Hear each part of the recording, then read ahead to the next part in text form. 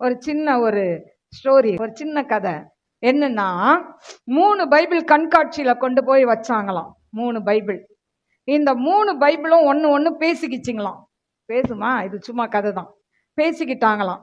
அப்போ முதல் பைபிள் சொல்லிச்சான், ரொம்ப புதுசா இருந்துதான்.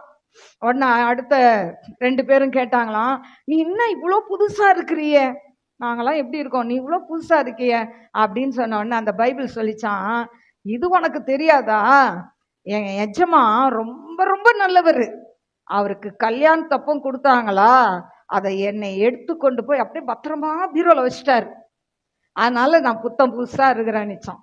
இது ஒரு பைபிள்.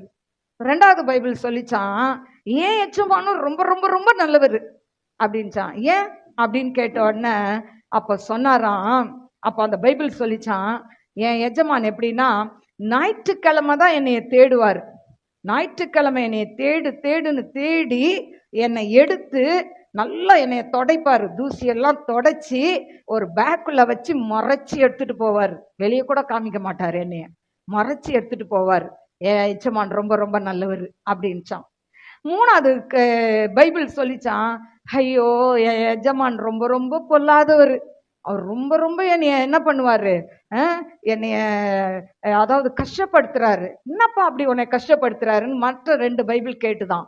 அப்போ அந்த பைபிள் சொல்லிச்சான், என் எஜமான் பைபிளை வாசித்துக்கிட்டே இருப்பாரு, திடீர்னு கண்ணுல இருந்து தண்ணி தண்ணியா வரும், அப்படியே என் மேல ஊத்திடுவார், அந்த தண்ணியில நான் நனைஞ்சி அப்படியே இதுவாயிருவேன்.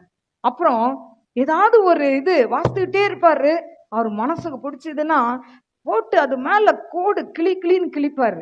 ஐயோ என் உடம்பெல்லாம் வலிக்கும் தெரியுமா, என் எஜமான் ரொம்ப கெட்டவர், நான் நொந்து நூடுல்ஸா இருக்கிறேன் பார், எப்படி இருக்கேன் பார், என் பைபிள் எப்படி இருக்கு பாத்தியா, நான் எப்படி இருக்கேன் பாத்தியா, மேல கவர் இல்ல, உள்ள கிழிஞ்சி சுருண்டு எப்படி இருக்கேன் பார், நூடுல்ஸா இருக்கிறேன்னுச்சான்.